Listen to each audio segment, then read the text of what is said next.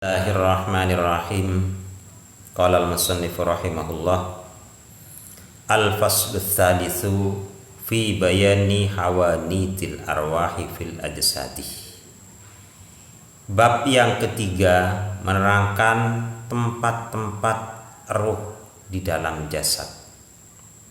Kemarin di bagian akhir dari bab yang kedua juga menerangkan tentang hal ini, cuman tidak begitu detail. Maka saya tidak membuat ulasan untuk bab yang kedua. Kenapa? Karena ulasannya akan sekaligus dibahas dalam setiap bab. Karena bab yang kedua menerangkan tentang ruh. Jadi ruh yang 4. Jadi ruh jasmani, ruh rawani, ruh sultani, dan ruh qudsi. Jadi ulasannya akan diulas dalam setiap bab. Jadi saya tidak perlu membuat ulasan khusus. Makanya di sini saya langsung menerangkan bab yang ketiga. Bab yang ketiga ini menerangkan tempat-tempat ruh di dalam jasmani manusia, di dalam jasad, di dalam tubuh manusia. Qala al-musannif rahimahullah, fahanutur ruhil jasmani al-badanu ma'al jawarihil zahirati. Tempat ruh jasmani ialah tubuh manusia atau badan manusia bersama anggota zahir. Jadi semua anggota zahir yang terdapat dalam tubuh manusia adalah tempatnya ruh jasmani, di mana seperti yang diungkapkan kemarin, pengendaliannya terdapat di antara darah dan daging. Darah mengalir dalam daging manusia. Terus di dalam aliran darah terdapat syaraf. Nah, disitulah pengendalian ruh jasmani. Ruh jasmani ini seperti yang diungkapkan kemarin itu terbagi menjadi 2. Ada yang jasmaniyah, ada yang jasadiyah. Jadi ruh jasmani yang jasadiyah, ruh jasmani yang jasmaniyah.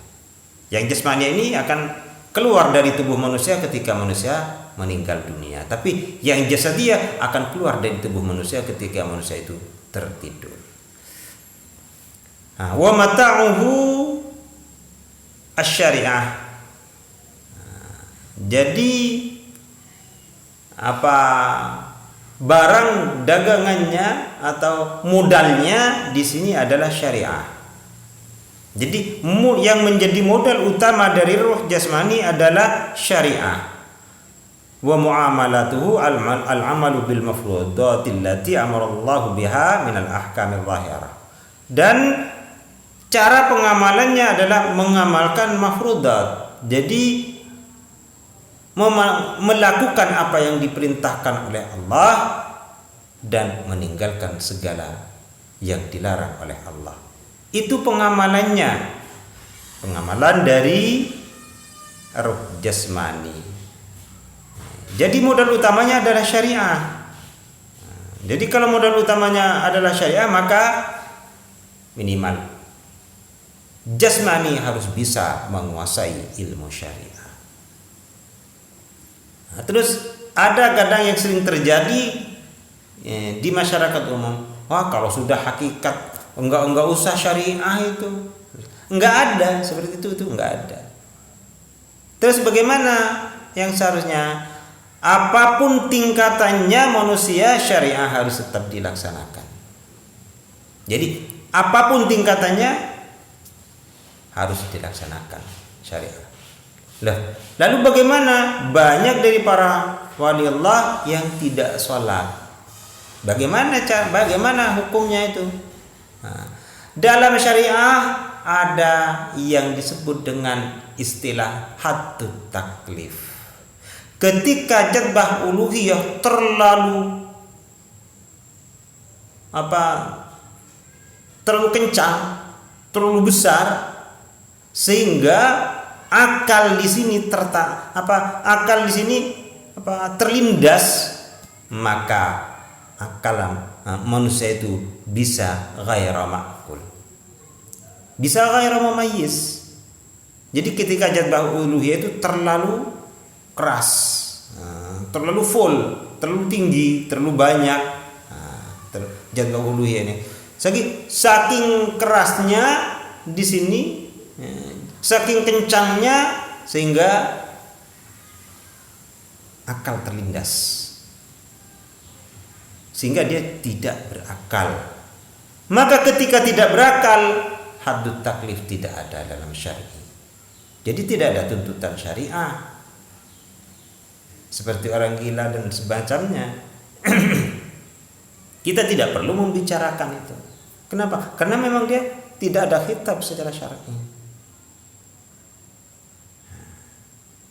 Yang perlu kita lakukan adalah introspeksi terhadap diri kita. Sudah benarkah kita? Apa yang harus kita kerjakan? Apa yang harus saya lakukan? Jadi itu harus introspeksi, disertai dengan taubat.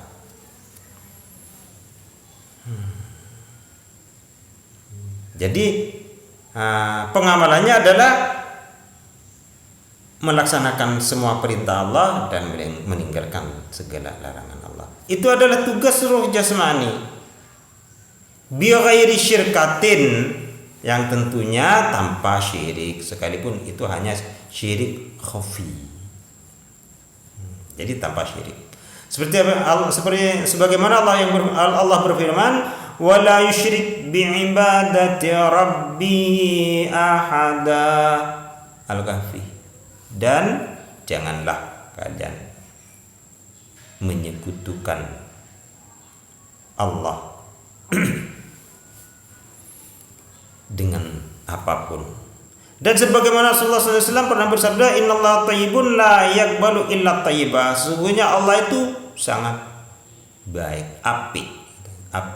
La yaqbalu illa thayyiba, maka Allah tidak akan menerima kecuali yang api. Wa kama qala Rasulullah sallallahu alaihi wa alihi wasallam, dan sebagaimana Rasulullah sallallahu alaihi wa alihi wasallam bersabda, innallaha witrun yuhibbul witra. Sesungguhnya Allah witir, ganjil, menyukai yang ganjil.